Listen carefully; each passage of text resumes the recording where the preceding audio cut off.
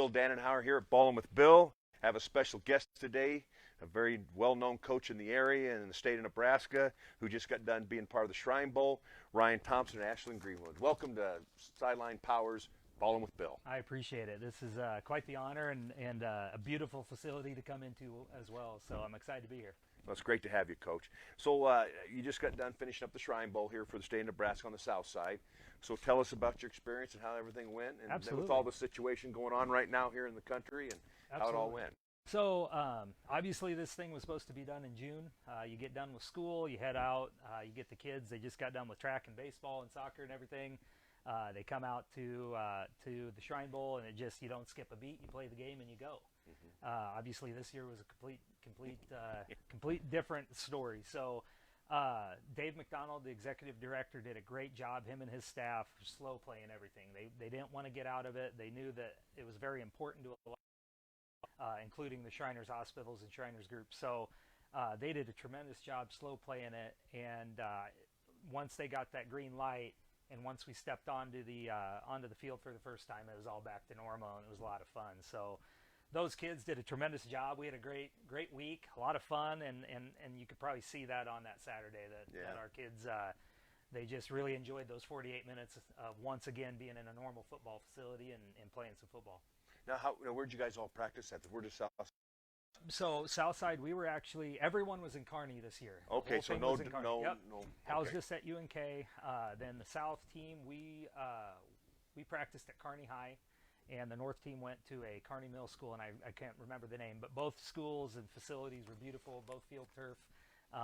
Anything we needed, they bent over backwards for both teams and made it a pretty special experience. So how now, with all the rules going on, how did you guys do with the players? Meetings and all that stuff. Absolutely. How'd that all work? So July 1st, they had to start taking temps in the morning and afternoon at home, so that there would be a record of where they were at coming into the training camp. And then once they got there, they did that as well, morning and evening temperature checks. Masks were available. There were certain venues we had to wear them, certain venues you could wear them, and then as much social distancing as you could do. But I think the best thing that happened was you put 90 kids and 12 coaches together, and you kind of quarantined for the whole week together in a big area. So right. As far as we know, we left that place and haven't heard anything of a positive test anywhere. And a lot of those kids have reported to their schools and have obviously had to test. So we think things have gone really well with it. Now, did you all eat together? How do they do separate? How do they do the meal type thing? We ate at the same hall? area. Kind of ate a different schedule. So right. If the North was eating, we were probably finishing up practice, and then we would follow. The banquet was together. A couple of our outings were together. Cool. But otherwise, you were amongst your team and your teammates and staff, and just a few times with the other team. Yep. Oh, that's great. I thought it was a great game. I got to watch it on TV, so I thought it was pretty good. It was a lot of fun. Kids played hard. Those kids, our message was we don't know the next time we're going to play. I mean, obviously right now in Nebraska, we had some great news. We're good to go, but we truly don't know. So we wanted those kids to understand, hey, 48 minutes, we got a week. Let's leave everything out here because who knows? So I think they did that. I think both teams did a great job. I think they both had a lot of fun, and we're happy that they ended up being involved in it. I think it was awesome. I was really glad to see it. So I think baseball start today, which is good. It's good because I tell you what, we were all kind of getting tired of watching reruns all the time. I hear you. I think I've maxed out. And I can only take so much race car.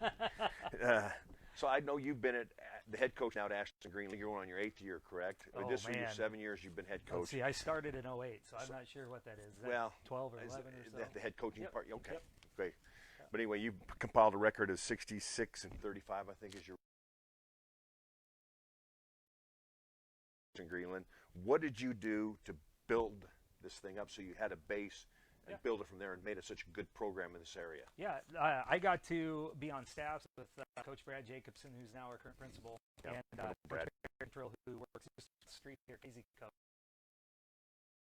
Two great coaches in this area on kind of what Ashland and the Greenwood and surrounding communities kind of were like. and those guys started that preparation grad. And Barry led us to 2 wins for the first 2 wins in playoff history. And then fortunately I was able to take over after that. I think it's just it's continuity. What kind of a culture did you have, or did you add to the culture? Yeah, what did you do as a head coach? You know, You've been on a heck of a run. I wanted to make sure that everyone knew it was a family, and that's definitely something we want to portray, that everyone has a role to own, have stake in the team. We want to make sure that our families are involved, that the parents are involved, that the community has a sense of pride with this group. So we just wanted to make it a very big family, and just make sure that the kids understand that they're valued, and that we care that they're out. So I think that's kind of the family atmosphere is where we really base everything off of. And I think it's pretty evident. Kids will hang out with each other. Right. Parents, you know, they're not hesitant to ask questions. They're not worried about the blowback or anything. And then, you know, on Friday nights, we are very spoiled. We're fortunate to have a community that comes down there. It's and and I hope everyone feels a sense of pride, because small town, that's what it all is. You want something to hold on to, and we're fortunate to play football, which is scheduled Friday night every week. And Friday night football is still a big thing in America. It's easy to schedule your week for it. So right. I think the family is just the thing.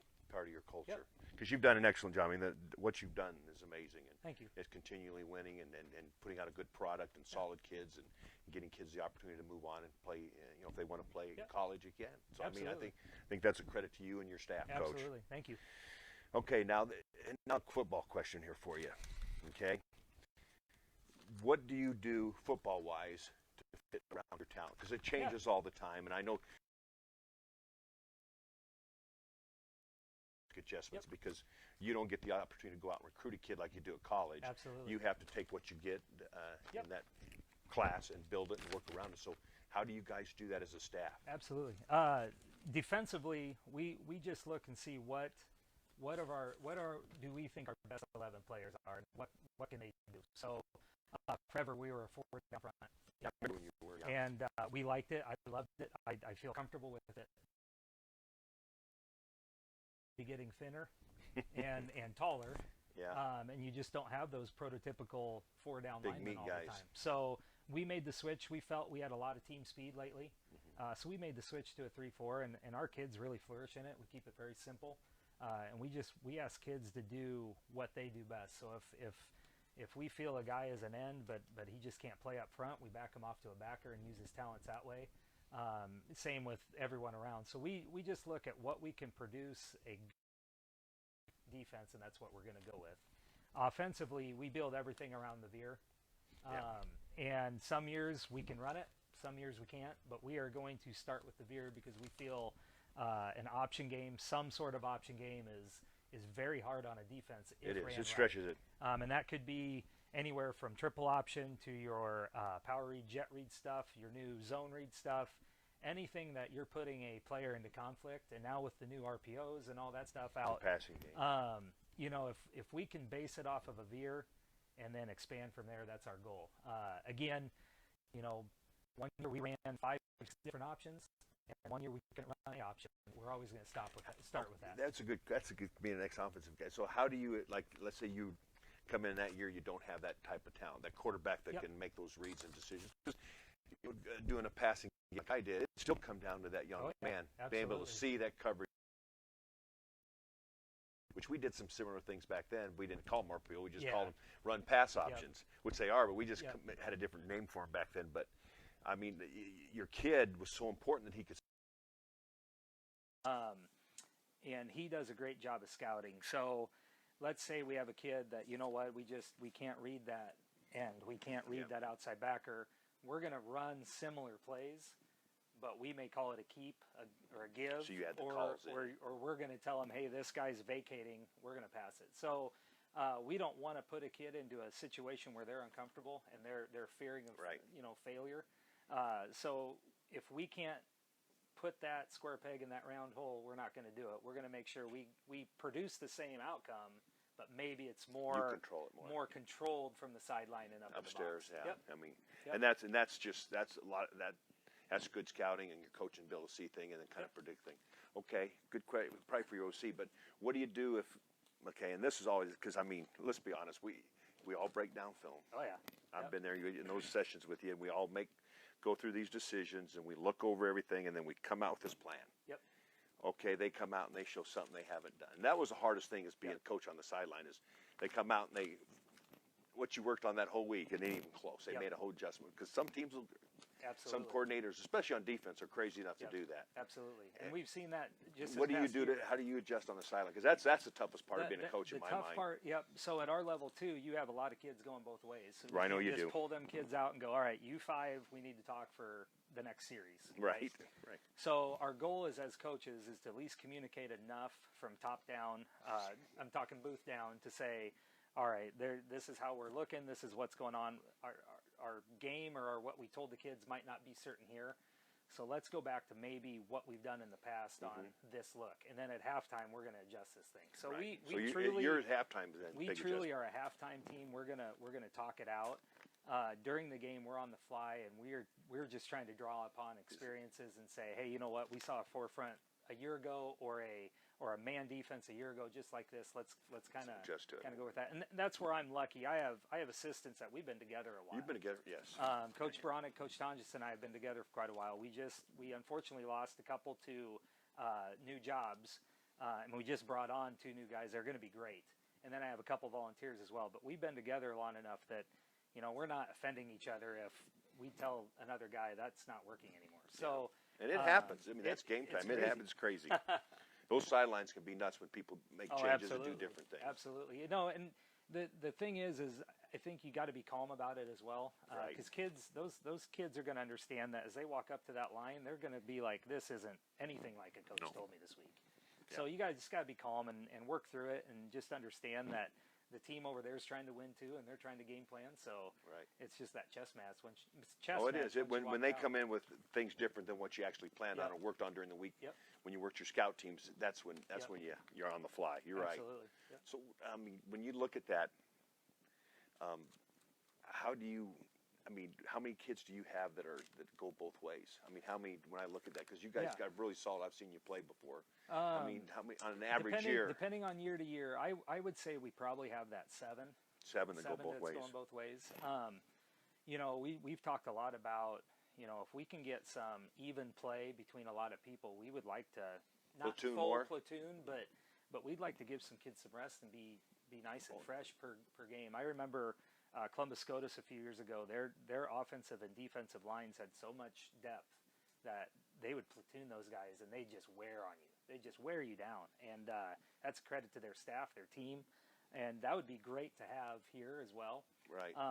And if we feel like we got those guys that can plug in and play, and we can get everything out of them, absolutely. If they need a little bit more time bringing up, we're going to have to ask a kid to go both ways. So yeah, I mean that's. It'd be nice if you could platoon, but I know it's hard to sometimes find enough kids that can even play it. And then you get a bump and injury, and now you're back to square one again. Yeah, you are. But I would say on an average, we probably have 7. And then we have guys that'll rotate in throughout the game and go from there. I think on a good year on offense and defense, we're rotating 15 to 20 kids throughout. Okay. That's and then some years we're at 13 to 14. Depending on your depth and what you depending got. on depth. Yep. Interesting. That's pretty cool. Hey, question for you here. Yeah. What made you decide to get in coaching? I think, for a while I wanted to get into some carpentry stuff. I'm not sure why, because I'm horrible. My wife will tell you that I couldn't build anything to save my life. I can't either. But I think just the influence that my coaches had on me at high school, Rich Limberg, Wayne Moorfeld, Claude Michael, Brad Jacobson, who's here, and others, just their influences and just the joy that I had going to practice, to being around them in the summer and camps and whatever. I just felt like that kind of drew to me a little bit, and then getting into it, it kind of made that conviction set. This is the right place to be. So that was kind of where I'm at. The relationships and being able to, maybe give back a little bit more than what maybe a kid can give you. Yeah. So yeah. Where'd you start coaching? Grew up in St. Edward, Nebraska. And then I volunteered actually here at Ashland-Greenwood for a couple years, and then I got the head job at Prague for a year. Okay. Before they dismantled there about 3 or 4 years later, and then I came back right here when a spot opened up. So I have a lot of sweat equity here in Ashland-Greenwood, and I can tell you it's been great. It's again, I could talk about the community the whole time, right? But our family loves it here, and we've been treated right, and the kids are awesome, and it's a good district. It's a good location because you're in between Omaha and Lincoln, so you can go either way. Absolutely. And you still got that small town vibe there, and it's kind of nice. Yep, absolutely. You might not know everyone in town, but you know enough that'll get you through a day. Since I've seen this area grow a lot. You know, coming out here, and before I even came out here, you realize how much. Is there a possibility that someday you'll be Class B, or we think so? Okay. You know, we hope that we can get some more space for our schools, for our kids. Just for the simple fact we're starting to bust at the seams. The I've seen a lot of growth awesome. up. Yeah. And we're able to give a great education, and there's right. a lot of people rolling in. So I know that's not the only thing, but I know our school district is very good right now. So I think we're gonna see some big growth. You've seen a lot of growth along Highway 6. I don't think we're a Gretna growth, right? But I think enough that we're going to be teetering with that number here. If we're able to get a little bit bigger. Yep. Gotcha. Right. Probably right in the top of Class C1. Yeah, I think we're about 10 or 12 right now. We're at that line, at that number line. So yeah, that'll be a different animal when that takes over. Yeah, because it's a whole different. Because you got Waverly, probably right natural rival for you guys. Yeah, right Waverly, and depending on Gretna, if they split into a couple schools, they'd be back to B. And you got the new Elkhorn School, and because they're going to keep the original Elkhorn bleed no matter what. That's their plan with this new school. I believe so. Yeah. Yep. Okay. So now, give a shout out. I want to give, because I think it's important for these guys, because it is their last. Tell me about your seniors. You got this coming through this year. Oh yeah, your senior class. We got about, if I counted them right, and I'm probably wrong, about 9 to 11 of them coming out this year, and it's been a great group. They've developed. They've had some time to develop. Not all of them have had to been on the field right away, but they've gotten enough time, I believe, that they're going to be great contributors this year. We got a couple starters back. We got a couple role players back. We have a lot of special teams guys back, and I think they're just going to grow into their roles. The two main guys, the two starters, tell me about them. Are they? Yeah. What do they play and what do they do? So Lane Zimmerman is a returning receiver and cornerback, and he's probably going to be moving to safety. And just a tremendous athlete, a lot of skill. I know he's been attacking the weight room really well, and he's hit a couple, I think, camps, at least one prospect camp where he tested out pretty good. Really? So he wants to try to play college? I think so. I think he's really getting into it.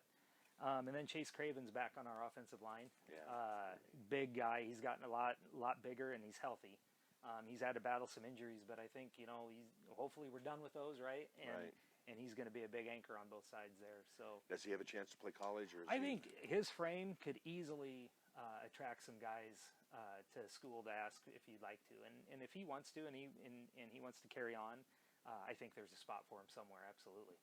Super. I look back when I coached. Your senior class is so important for maturity, and when when you're playing with sophomore and freshmen, it's tough because most of the teams you play that are good are cut upperclassmen. That's why they're good. Yep, absolutely. Not a lot of freshmen, sophomores are playing multiple reps at our level, and we've had a few. We've had a few, but and we've had some to throw into the fire too, and that's a learning situation for them because because they're going to make a mistake because it's their first absolutely time in combat. Our guys that are just graduating here this weekend, they were thrown into the fire and they took a lot of lumps. We had a lot of tough days, but boy, the last 2 years they sure turned that around. So major job. All right, let's talk this year on your opponents. I'm guessing the schedule is still fixed, is it? Right now it is. Yep. So who are your tough games during the season this year? You feel? Competitive-wise, looking over what people have coming back and tradition and whatnot. I think right out of the gate, Auburn's going to be tough. A lot of skilled players. They're always physical. 34 out of 36 kids back, and you'll be good. They run a good option game with some good skill players. So I think right out of the gate, that's a great test. Mm-hmm. Wayne returns everyone, and they're just a big power running team, And They run off tackle a lot, don't they? They do, and trap inside quite a bit. And they got just a big old beast, Leatherdale kid that demands a lot of attention. So they're going to be good. And then down the line, Wahoo, you're defending state champs. They were physical last year. Coach Fox does does a good an job. amazing job. His staff does an amazing job. And I know they lose a lot, but when you have that great a tradition, those guys will step up and be ready to play as well. Yeah, Wahoo's like you guys. They're a good, solid program year in, year out, so they'll always be physical. And absolutely. They play a physical brand of football, and they're tough kids. And yeah, I mean, I got to watch them last year against Aurora, and boy, and Aurora's a good team. Aurora was still a good team. And they just took it to them. They just took it. And right then you knew that, this team might have a chance to win state. Yep, absolutely. So I'd say those three will probably rise to the top of the schedule. And then the rest of them, I feel, are kind of an even game going into it. So it should be a great year of learning, great year of competition. Who's the top 5 ranked teams in the state? Oh boy, I think Wahoo deserves top 5. I think Wayne is a top 5. So you play 2 top 5s in their schedule. Maybe a Kearney Catholic. Okay. Boy, I know I'm going to leave somebody out, but we all do. Those 3 probably definitely are up in a lot of people's ballots. I bet. Yep. So so who do you play non-conference wise or non-district? So our non-conference or non-district is Auburn, Milford, Arlington, and Wayne. Arlington. How are they going to be this year? Which one? Arlington, yeah. They have a new coach coming in. Yeah, I thought they just hired somebody. Coach Google's just stepped down. Yeah. So new coach. I think they have a decent backfield coming in. From years past, they were always a great running team. So I expect them to be able to come downhill pretty good. Mm-hmm. But as I remember, no matter what, when you're a new coach, you're going to have some lumps right away. Because he went on the staff, right? So he's coming in. I believe he was. Oh, he was, okay. And he's a Wahoo grad, and oh boy, I want to say Midland grad as well. So I thought I recognized the name when I saw it in there. Yep. So he will do just fine, but sometimes that first year is a little curve, and good running game though helps you out on that curve. No kidding. Especially if you got the offensive line to kind of help you get through it and stuff. If you're young and everything. Yeah. But your offensive line can make some movement, and get some push, and get some helmets on somebody. That always helps. Absolutely. Yep. Absolutely. Okay. So now, explain what it's been, because you have your normal years, okay? And this has been far from a normal year for everybody in the United States. So tell me how you've adjusted, what you're doing, and when do you actually get to start doing football as far as working, with the kids football-wise? So we every spring we always have some leadership meetings, and we bring all the kids in, and I pick a book, and we kind of work through the book and how it relates to our team. So the difference this year was it was all on Zoom. How was that, Coach? Learned a lot about a Zoom. Yeah, it was good. Positive and negative on both on that. Once I found out the group, how to do the groups, our school staff was able to show us how to create groups, and that allowed for a lot more conversation and discussion and talking, and that's where those kids start finding out about each other. Right. So I thought it went great. Was it ideal? No, but I think the kids got some stuff out of it, and we got our understanding of what we're trying to do. And then our weight room opened up in June, and we've been kind of following different guidelines for that. But the attendance has been amazing. Good.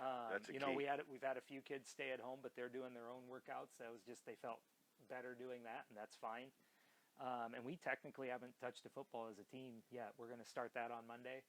I know we could have recently, but with a lot of things going on and just how we felt we wanted to approach, we didn't want to cram 2.5 months into a month with these kids. So I think the kids are eager. They're excited to get back on that field, and come Monday we'll get started with that.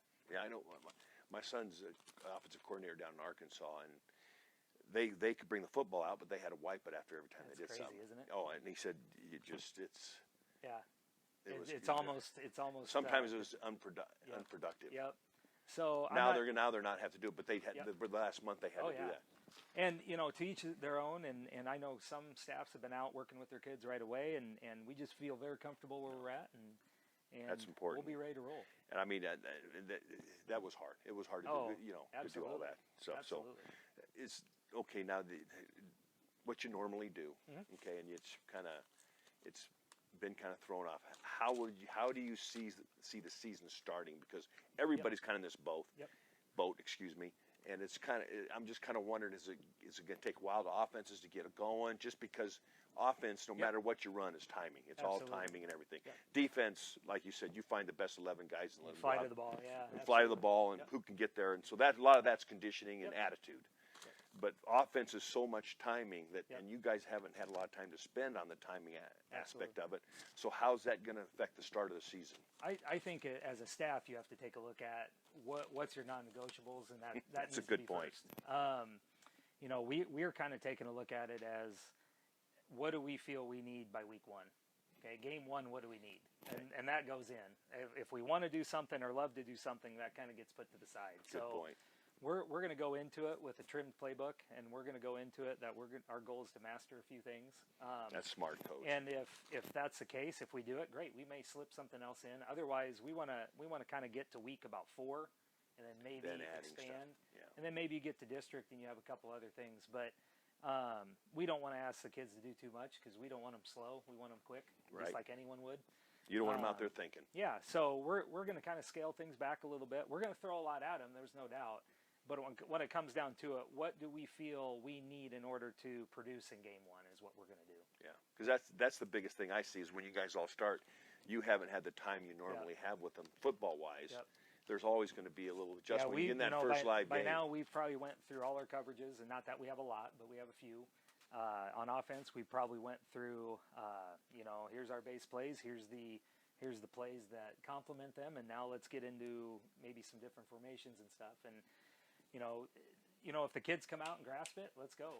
We'll do a little bit more, but we're definitely going to. We want to come into game one doing things right, as opposed to being a master of nothing. Oh, I agree with that. It's better to be, it's like we used to say, KISS, keep it simple, Yeah, stupid, absolutely. especially this year, because I mean, you haven't had the normal thing.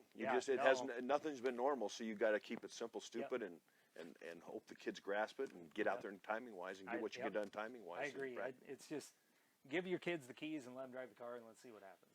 Yeah, because everybody's in your situation. I mean, it isn't like you're like they've been all practicing for 3 months and you've been doing Absolutely. this for 3 months. No, I agree that everyone. I believe everyone is having these same conversations on what they're doing, and I think the coaches that truly take that to heart, their teams are probably going to have some early success, I believe. So hopefully that's one. You're one of them. So. Who is your opener?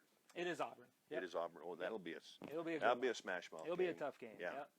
Yeah. Absolutely. It's at home, which helps. We get to be at home. So yeah. Oh yeah, you get your home crowd there. They travel pretty good though. And they do. I will say we are blessed. I can't say enough about the support we have in this community. So. All right, question for you here. You've had a ton of success. I mean, you really have, Coach. And I hear it from Matt down here, because he played. I'm paying him to say that. Yeah, and he's awful proud of it. He wears that Blue Jay stripe pretty good. What do you look at when you look at all this success? Because when you look at, as far as all our coaches in the state, you've been one of the more successful ones here in the last 7-8 years. What do you attribute that all to? I know it's but go ahead. I mean, I like to hear what you think, because it's number one, just understanding that it's a game. I guess go into this thing. It's fun. Yeah, it's a lot of fun. I think that's what a lot of coaches miss.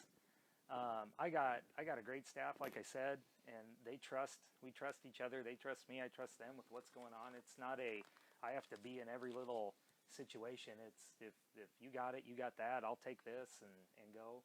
And again, just I think being honest with kids constantly. They know where they're at. They know what's going on, and it just kind of blows up once you get a little success and it starts rolling downhill. It's hard to stop it, which is good. You still have bumps in the road. We still have a season here and there that you're like, what just happened? But those kids trust you, and as long as you keep moving forward, I think that's kind of a key to consistency. Cool.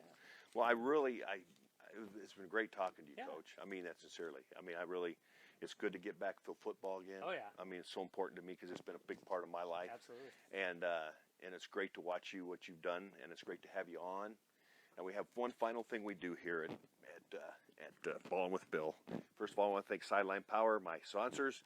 I got to put my head on backwards. I'm not as handsome as you. We put this old hand out. This is my old thing when I used to wrestle, when I was the Equalizer and Barbarian. The camera there, and we say hush all the way to it. You ready? Hush. All right. On 3. 1, 2, 3. Hush! Hush! Hush! Hush! Hush! See you all next week.